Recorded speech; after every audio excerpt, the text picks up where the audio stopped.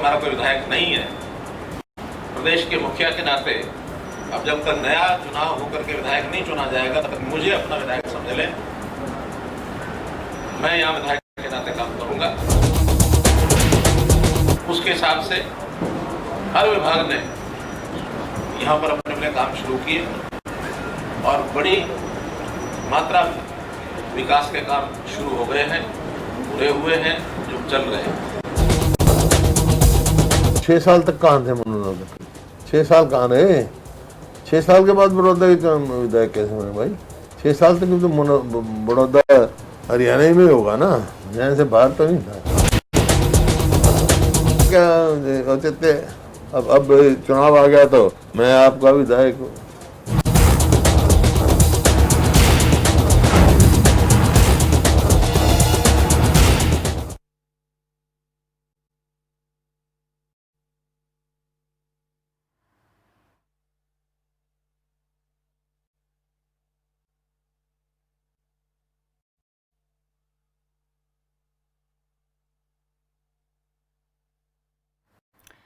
नमस्कार, आप देख रहे हैं सवाल आपका और आपके साथ मैं हूं कायनात अंसारी। सवाल आपका में आज बात होगी, क्या विकास चुनावी है?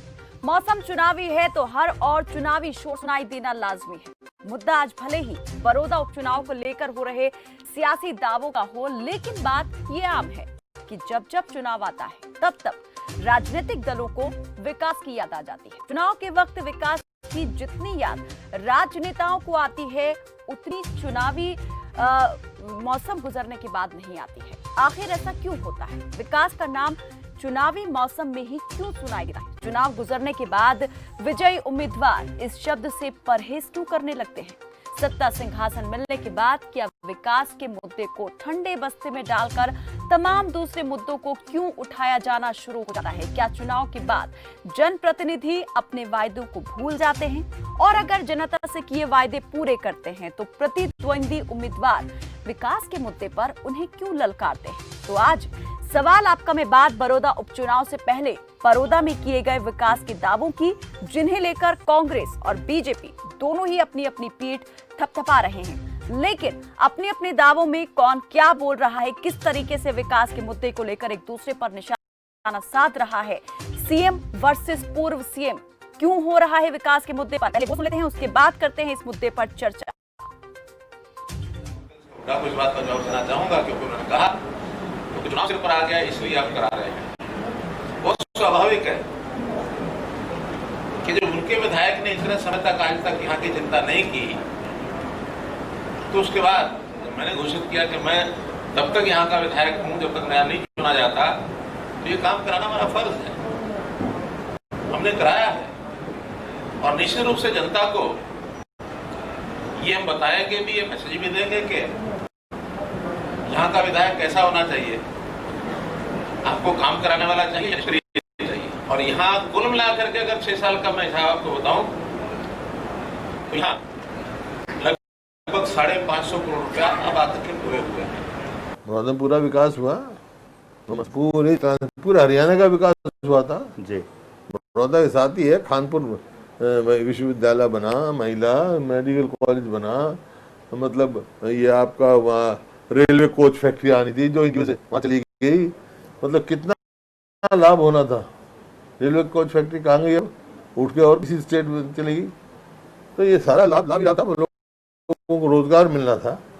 अगर इनको लगता है कि भाई 10 साल में हमने तो कुछ किया नहीं और इन्होंने 6 साल में बहुत कुछ कर दिया, तो मैंने पहले दिन कहा था भाई ऐसी है तो 16 तारीख आखिरी नामांकन पत्र भरने की है। 16 तारीख को वो भी भर दे अपना, मैं भी भरूंगा, जो बड़ौदा वाले फैसला कर लेंगे, पता लग जाएगा।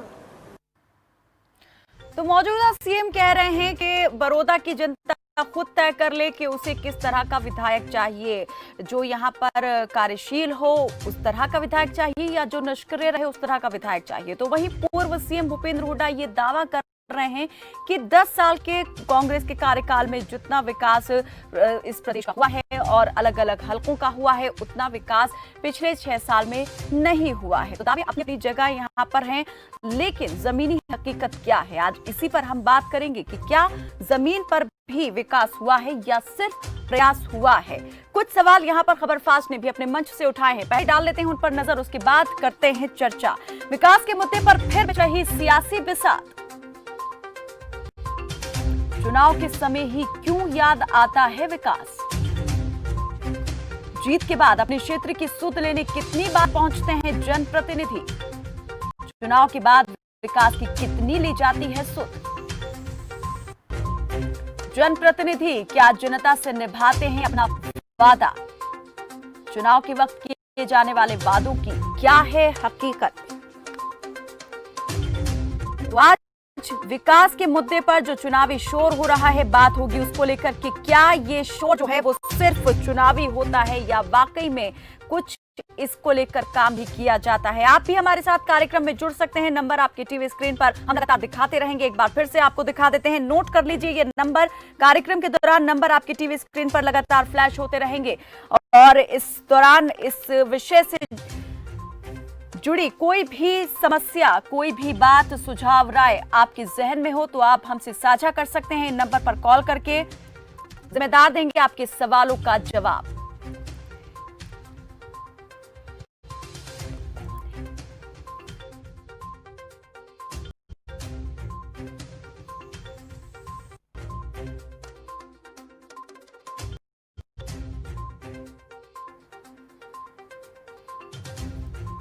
तो इधर हमारे साथ इस मुद्दे पर चर्चा के लिए बीजेपी के नेता डीपी कौशिक जुड़ चुके हैं और रमेश बामल कांग्रेस के प्रवक्ता हमारे साथ जुड़ चुके हैं। आप दोनों का ही बहुत स्वागत है हमारे साथ इस चर्चा में जुड़ने के लिए। सबसे पहले मैं डीपी कौशिक जी से पूछना चाहूंगी, डीपी जी, कांग्रेस साफ तौर पर कह रही है कि विकास जो है इस मुद्दे को इसलिए उठाया जा रहा है क्योंकि चुनाव आ गया है। सीएम आप कह रहे हैं कि वो बड़ौदा की जनता से ये वायदा करके आए हैं कि जब तक चुनाव नहीं हो जाता, नया विधायक नहीं हो जाता, जनता उन्हें ही अपना विधायक समझे। आप क्यों ये कह रहे हैं, इससे पहले कहां थे?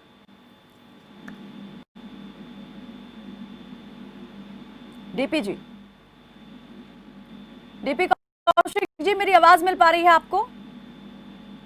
चलिए, लगता है हमारा संपर्क नहीं हो पाया है कौशिक जी से। रमेश बामल जी, आप हमें सुन पा रहे हैं क्या?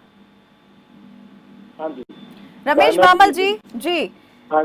मुख्यमंत्री प्रेस कॉन्फ्रेंस के दौरान उन्होंने कहा कि कांग्रेस के जो विधायक थे पिछले 6 साल में, जब से बीजेपी की सरकार प्रदेश में बनी, तब से यहां पर दिखा कि हल्के में कोई विकास नहीं कराया गया है और ये जिम्मेदारी अब उन्होंने उठाई है। जब ये सीट खाली हुई उसके बाद जो वादा उन्होंने किया था हल्के की जनता से, उसे पूरा कर रहे हैं। क्या कांग्रेस ने विकास नहीं कराया?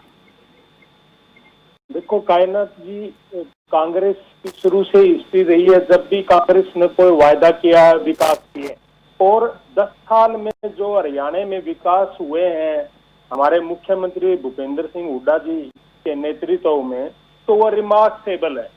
आप 10 साल की हिस्ट्री उठा के देखिए, ऐसी कौन सी जगह है जहाँ पे विकास नहीं हुआ। यहाँ पे आप देखिए खानपुर में, जब अभी आज हुड्डा साहब ने डिस्क्लोज की है सारी बातें कि क्या क्या विकास हुए हैं, क्या क्या फैसिलिटी है। और अब जो भारतीय जनता पार्टी है, अब सिर्फ इलेक्शन के टाइम पे आके ये कहती है कि हम विकास करेंगे, तो पिछले 6 साल में इनकी सरकार थी तो इन्होंने विकास क्यों नहीं किया? आज इनको विकास याद आता है वोटों पे। अब मोदी जी कभी बिहार का बेटा बन जाते हैं, कभी गंगे मैया का बेटा बन जाते हैं। अब यहाँ पे खट्टर साहब ने भी वही पॉलिसी अपना ली कि जी मैं तो यहाँ का ही विधायक हूँ। तो इस तरह की बातें शोभा नहीं देता। अब जो मुद्दा है यहाँ का, आप देखिए जो किसानों के खिलाफ जो ये 3 काले अध्यादेश लेके आए हैं, इनमें किसान की जो रमेश बामल जी, आज हम सिर्फ यहाँ पर क्या विकास हुआ है, कितना किया गया है, कौन अपने दावों में कितना खरा उतरा है, आज इसी पर बात करेंगे। हम किसी दूसरे मुद्दे पर हम आज बात नहीं करेंगे। चलिए, मैं आऊंगी आपकी तरफ और डीपी कौशिक भी हमारे साथ जुड़ चुके हैं। स्वागत है आपका डीपी कौशिक जी। आपसे सवाल यहाँ पर लेने हैं, लेकिन इसी बीच कुछ दर्शक जुड़े हैं, उन्हें पहले ले लेते हैं। आते हैं आपकी तरफ भी। करीम खान जी जुड़े हैं मध्य प्रदेश से और नीरज जगाधरी से जुड़े हैं। स्वागत है आपका करीम जी, रखें अपनी बात। ठीक है ना।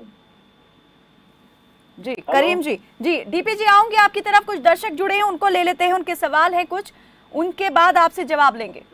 नहीं आता जी, हाँ, वो कांग्रेस को जवाब देना नहीं आता।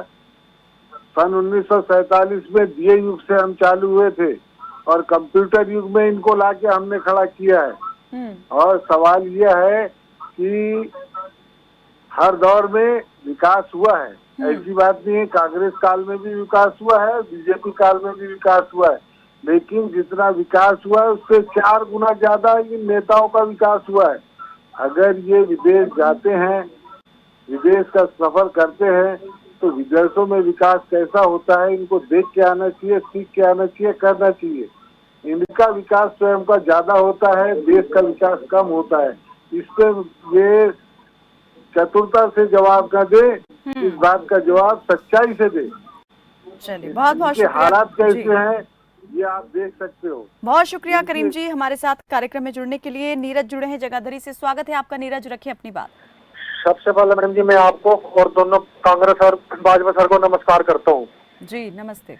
मेरा सवाल यह है मैडम जी, मेरे सवाल का उत्तर मैंने इन दोनों से चाहिए। 28/11/2010 में भूपेंद्र सिंह हुड्डा हरियाणा के मुख्यमंत्री थे और आज मुख्यमंत्री है खट्टर। जिस कॉलेज में मैं प्राइवेट, मेरा जो कॉलेज है उसमें मैनेजमेंट की सैलरी 2.5 लाख है, सुपरिटेंडेंट की 80,000, टीचरों की 60,000 रुपए। हमारा वेतन आज भी 8,000 से कम है। ना तो खट्टर सरकार ने हमारा वेतन बढ़ाया और ना हुड्डा सरकार के टाइम में बढ़ाया, ना कांग्रेस के टाइम में, ना भाजपा के। मेरी ये मांग थी, मैं शुरू से आपके चैनल मांग करता हूँ कि हमारा वेतन 20,000 रुपए लागू हो ताकि हम अपने बच्चों ने पाल सका। 8,000 से हमारा कम वेतन मिल रहा, हम अपने बच्चों ने नहीं पाल सकते। कल अगर हमें कुछ हो गया, मतलब की तंगी पे, तो मेरे बच्चों का पालन पोषण हरियाणा सरकार कर देगी क्या? नरेंद्र मोदी कर देगा क्या? अरे उठ देगी जब सरकार। चले, बहुत बहुत शुक्रिया नीरज, आप लगातार अपनी इस बात को इस मंच से उठाते हैं और एक बार फिर हम यहाँ पर जरूर प्रयास करेंगे कि इस बारे में आज कोई ठोस जवाब जो है वो हम जरूर यहाँ पर लें। एक और दर्शक कैथल से जुड़े हैं, मीनू स्वागत है आपका, रखें अपनी बात। मैम मुझे ये पूछना था कि जैसे हमारा पीला राशन कार्ड है जी, ठीक है, उस पे ये लोग कह तो देते हैं बहुत सारी सुविधा दी है, लोन भी दिया, मकान भी दिया, आपको ये दिया वो दिया। हम जब ये लॉकडाउन होता हमारा तब भी कुछ नहीं आया, ना ही हमें कोई लोन की सुविधा मिली। बैंक में जाओ तो बैंक वाले सीधा जवाब नहीं देते। जब आप लोगों ने वोट लेने हो तब तो आप बहुत जल्दी आ जाते हो, हाथ जोड़ के खड़े हो जाते हो वोट के लिए। मीनू जी, ये समस्या आपको कब से पेश आ रही है? जब से हमारा पीला राशन कार्ड बना मैम। कितना टाइम हो गया है पीला राशन कार्ड बने? और जब बना था के लिए टाइम आते हो, जब पीला राशन कार्ड बना था क्या क्या उसके तहत आपको भी नहीं सुविधाएं देने की बात हुई? एक गेहूँ, मेरी बात सुनो आप, गेहूँ, चीनी और तेल मिलता है, इसके अलावा हमें कोई फैसिलिटी नहीं है, कोई लोन की फैसिलिटी नहीं दी। चलिए, जरूर इसका जवाब हम लेंगे। टीपी कौशिक जी से बहुत शुक्रिया मीनू हमारे साथ जुड़ने के लिए। आप जवाब तो दोगे लेकिन कब तक दोगे? बिल्कुल, आज ही हम इसी कार्यक्रम के दौरान आपको ये सुनिश्चित करेंगे कि जवाब इसका आपको सटीक तौर पर मिल जाए। और क्या आप कर सकती हैं इस संबंध में?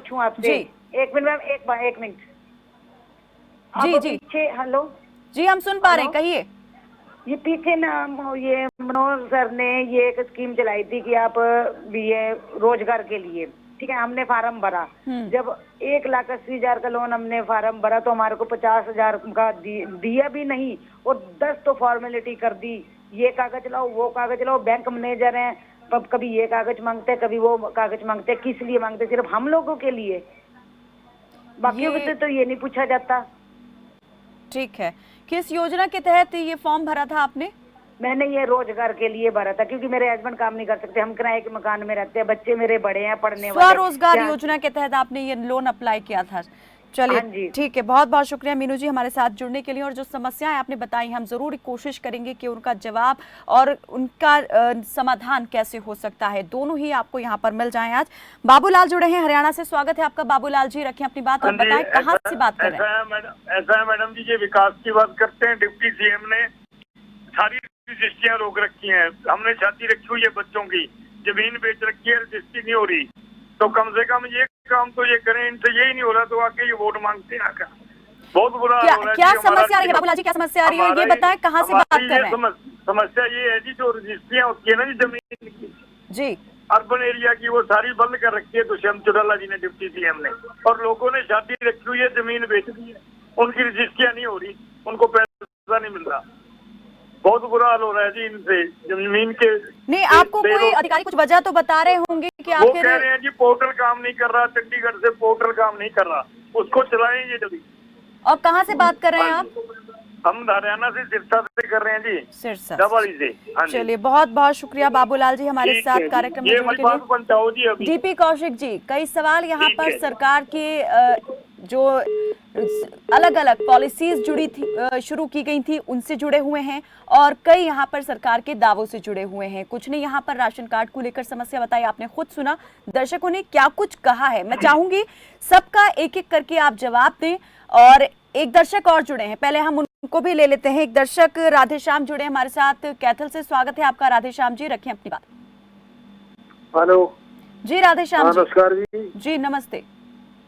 मेरे यहाँ फिर कैसी है जी, मैं एक कंपनी में काम करता था, तो जो मेरी पेंशन 1800 रुपये बढ़ी, आज तक भी वही है, जबकि बुढ़ापा पेंशन मेरे को नहीं दे रहे। ये कहते हैं कि जब इसका नाम रखा रहा बुढ़ापा समान भत्ता,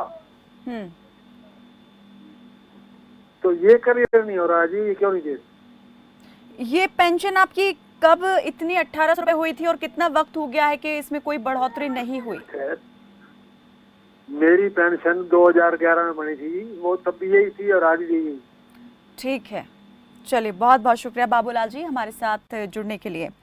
डीपी कौशिक जी, पेंशन को लेकर सरकार ने भी ये वायदा किया था कि पूरे 5 साल के अरसे में जो पेंशन है उसकी राशि करीब 2000 रुपए तक हो जाएगी, लेकिन ये कहते हैं कि अभी तक 1800 रुपए ही पेंशन है। इसका लाभ क्यों नहीं मिल पा रहा है इनको? सवाल ये भी है। रजिस्ट्रियों को लेकर सवाल यहाँ पर आया है, राशन कार्ड को लेकर सवाल आया है, और एक जो निजी स्कूलों में वेतन को लेकर असमानता है उसको लेकर भी कि एक मिनिमम वेजेस जो है उसको लेकर कौन कब कैसे विचार करेगा, क्या सरकार इस और कभी कोई ध्यान देगी? सबके मैं चाहूंगी जवाब आप एक एक करके जरूर दें यहाँ। डीपी जी, डीपी कौशिक जी, मेरी आवाज मिल पा रही है आपको? हेलो जी डीपी जी, कहिए आप। कहना देखिए, जैसे मैं 1 बाय 1 बता रहा हूँ मैं। हेलो जी जी, हम सुन पा रहे हैं, आप कहिए। जैसे वो निजी स्कूलों के बात था, उसके अंदर देखिए सरकार ऑलरेडी है ना सब पे काम कर रही है, और ये जितने भी रूल एंड रेगुलेशन जो सरकार के द्वारा बनाए जा रहे हैं वो आपके सामने है। स्कूलों के प्रति कितने मुख्यमंत्री जी मान ली हमारी सरकार इनके उसमें काम कर रही है, तो जो भी है वो सरकार के गाइडलाइन के अनुसार इन पर काम किया जा रहा है, और इनको जल्दी ही इनको इसके बारे में अच्छी कोई न्यूज मिलेगी। दूसरा राशन कार्ड की बात थी, देखिए आप लोगों ने देखा हुआ है लॉकडाउन के दौरान पे हर आदमी के घर पे, गरीब जिसके पास बीपीएल कार्ड है या वैसे इकोनॉमिक आदमी है, उसके घर पे सब पे राशन, हर पूरा सामान उनके घर पे है।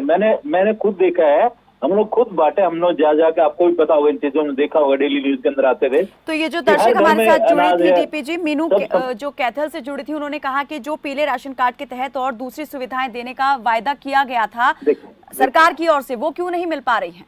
नहीं, मैं आज ही देखिए कई गाँव में गया था, मैंने ये चीजें देखने को मिली कि हर गांव में जो गवर्नमेंट स्कीम थी, मकानों में लाख रुपए जो उनका मिलता है, उसके बाद टैंकी का पानी का था, बिजली कनेक्शन का था, पूरा लोन गवर्नमेंट ने दिया है हर इंसान। नहीं, अगर किसी को ये समस्या आ भी रही है तो वो क्या करे, कैसे उसका समाधान होगा? जाके नहीं, वहाँ लोकल प्रशासन को, डीसी को बोल रहे, वहाँ पे जाकर अपनी कंप्लेंट करे। देखिए हर गाँव में मैंने तो ये चीजें देखी है अपने, हम लोगों की समस्याओं को दूर करते हैं, हर गांव में ऐसा चीज हो गया। दूसरा, रजिस्ट्री को लेकर सवाल आया कि रजिस्ट्रियां अभी तक बंद है, जबकि खुद डिप्टी सीएम ने कहा था कि रजिस्ट्री अब ऑनलाइन जो है वो शुरू कर दी गई है और काम और बहुत तेजी से होगा। पहले दफ्तर में जाना पड़ता था, अब दफ्तर जाने की जरूरत नहीं है। लेकिन बिल्कुल कहना, एक बात बताऊं, रजिस्ट्री की जहां तक सवाल है, इन लोगों की पब्लिक की डिमांड थी कि अवैध कॉलोनियां कट रही हैं, धोखेधड़ियां हो रही हैं। चलिए डीपी जी, इस पर मैं आपसे आऊंगी, बात करेंगे इस पर, लेकिन इसी बीच कुछ और दर्शक भी जुड़े हुए हैं, उनके भी सवाल ले लेते हैं। नरेश जुड़े हैं गुरुग्राम से, प्रमोद पंचकुला से। स्वागत है आपका नरेश जी, रखें अपनी बात। मैडम, मैंने एक सामाजिक कार्य करता हूँ, एक बार चौपाल के लिए डिमांड रखी थी, जब तक सीएम बिजनों पर मैं एप्लीकेशन लगा चुका, वो पहले हमारी कॉलोनी है, इंदिरा आवास कॉलोनी के तहत हमारी कटी हुई है, खरीद के काटी थी। उसके लिए एक चौपाल के लिए जगह मांगी थी, लेकिन आगे से कोई जवाब नहीं है। मतलब सेम लगा चुका, डीसी ऑफिस में भी लगा चुका, मेल को भी लगा चुका, लेकिन कोई कार्रवाई इस पर नहीं हुई। कितना टाइम हो गया? मैं तो ये शुरू में जब सरकार बनी थी तभी बात हुई थी और तभी मैंने एप्लीकेशन लगाई थी मैडम जी। विभाग अधिकारी कुछ कहने में समर्थ नहीं है इस संबंध में। यही कहते हैं कि जमीन नहीं है, पंचायती जमीन नहीं है। पंचायती हमें सारी एसआईडीसी हुड्डा के अंदर है और वो खाली पड़ी हुई है। जब तक उसके साथ कांग्रेस के टाइम में 30-35 साल पहले खरीद के वो कॉलोनी काटी हुई है, लेकिन 100 गज का भी ऐसा वो नहीं, जो एक सामाजिक कार्य कोई आंगनवाड़ी हो या कुछ इस तरह का काम हो, कोई ऐसा वो नहीं है। डीपी जी सुन रहे हैं आप ये समस्याएं। चलिए एक और दर्शक है, बहुत बहुत शुक्रिया नरेश जी हमसे जुड़ने के लिए। प्रमोद जुड़े हैं पंचकुला से, स्वागत है आपका। प्रमोद जी रखें अपनी बात। नमस्कार मैम जी नमस्ते। जो ये बीजेपी के प्रवक्ता बैठे हैं ना, ये कहते हैं कि गांव में विकास हो रहा है, कहाँ है विकास? मैं ये पूछना चाहता हूँ कि हरियाणा का तो वो हाल है, अंधेरी नगरी चौपट राजा, टकेसर भाजी टकेसर खाजा। हरियाणा में विकास है ही नहीं। मेरे गांव में आके देख ले, एक पुलिया जो फिरनी होती है ना गांव की, तो एक पुलिया कम से कम 2 साल से टूटती है, रोज उसके अंदर गाड़ी गिरती है। प्रमोद जी कौन सा गांव है आपका? इसको ठीक नहीं करवाता जी। कौन सा गांव है पंचकुला में? बडौना कला गांव है मेरा जी। ठीक है, और कभी शिकायत की इस बारे में? पंचायत को भी लिख के भी दे दिया, आगे से फ्रंट से दोनों साइड से फिरनी बना रखी है, लेकिन अगर अंदर आए ना गांव से, चाहे आप मेरा नंबर लिख लेना, आपका कोई बंदा आता है तो मैं उसको गांव का ब्यौरा करा दूंगा कि फिरनी की हालत देख लो, लोगों ने गुब्बारे रख रखे हैं, दुकानें बना रखी हैं, डंगर बांध रखे, इतना बुरा हाल है कि पंचायत को कहते दे देके थक गए, लेकिन कोई सुनवाई नहीं है। ये बॉट कला गांव है आपका? बडौना कला गांव है। बडौना कला गांव, ठीक है। हाँ जी। चलिए बहुत बहुत शुक्रिया प्रमोद जी हमारे साथ कार्यक्रम में जुड़ने के लिए। जी डीपी कौशिक जी, सवाल पहले के भी थे, सवाल अब और हो गए हैं। रजिस्ट्री को लेकर बात कर रहे थे जी। रजिस्ट्री की देखिए, लोगों की शिकायत के साथ धोखाधड़ी बहुत ऐसे काम हो रहे थे, अवैध कॉलोनियां कट रही थी, जिससे लोगों को बहुत परेशानियां हो रही थी। इस मामले में सरकार ने एक बड़ा संज्ञान लेते हुए ऑनलाइन रजिस्ट्री करने का प्रावधान किया और वो किया सब कुछ। हो भी नहीं, ऐसा नहीं है सब रजिस्ट्रियां हो रही है, पर थोड़ा सा जो अभी जो कम्युनिकेशन चल रहा है उनको पर संशोधन हो रहा है। जो ऐप जो अपलोड की थी वो जल्दी, मेरे ख्याल से ये मुख्यमंत्री जी ने भी कहा है, वो लेकिन तेजी कब आएगी काम में? सुचारू रूप से कब शुरू हो जाएगा ये काम? आपने सुना कितना लोग परेशान है, घर में शादी है, जो पोर्टल घर बेच करके वो पैसा चाहते हैं कि आ जाए, लेकिन रजिस्ट्री ना होने की वजह से सब अटक गया है। नहीं, पोर्टल में संशोधन जो चल रहा है बड़ा जल्दी ही, मेरे मुझे लगता है अगले वीक तक ये है ना, जल्दी संशोधन हो जाएगा और लोगों की जो समस्या रजिस्ट्री वो खत्म हो जाएगी। और अभी जो आपने यहाँ पर सुना, ये जो हमारे साथ दर्शक गुरुग्राम से जुड़े थे, पंचकुला से जुड़े थे, बडौना कला गांव से, जिन्होंने कहा कि 2 साल से रोड टूटा हुआ है, कोई देखने वाला नहीं, सुनने वाला नहीं। कायनात रिकॉर्ड है, जितने भाजपा सरकार में रोड बने हैं, ये तो ये आपका मीडिया बता देगा। आप एक और दावा कर रहे हैं। रमेश बामल जी हंस रहे हैं, बहुत जोर से वो हंसे हैं। रमेश जी जल्दी से मेरे पास वक्त और हमें चर्चा को मुझे समाप्त करना है, हंसी का राज बता दें। हर गांव में इतना ये एक गांव की बात बता रहा, बेटा उचाना हल्का है, डिस्ट्रिक्ट जींद है। आप किसी भी गांव में देख लेना जाके, ये एक सड़क पे पैंच नहीं लगा सके, विकास तो कहाँ करेंगे। इसलिए हंस रहा हूँ कि हमें गाड़ियां निकालनी मुश्किल हो जाती है, इतनी बुरी हालत है सड़कों की, सीवरेज की। ये जो कांग्रेस पार्टी ने डेवलप किया था, जो इंफ्रास्ट्रक्चर डेवलप किया था, उसको चलिए एक बार फिर से वही दावा कि जो कांग्रेस ने किया था उसके बाद विकास वहीं थम गया, रुक गया, आगे नहीं बढ़ा।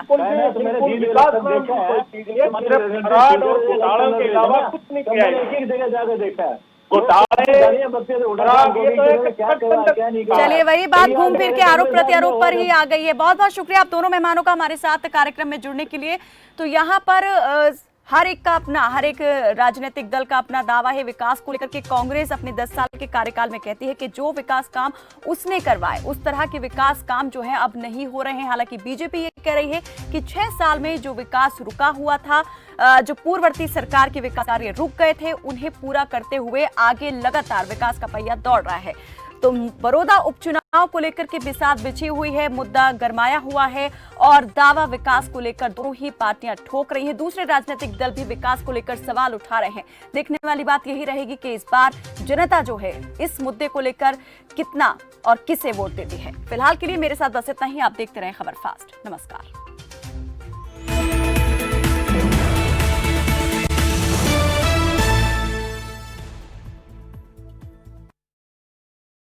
टिड्डी दल का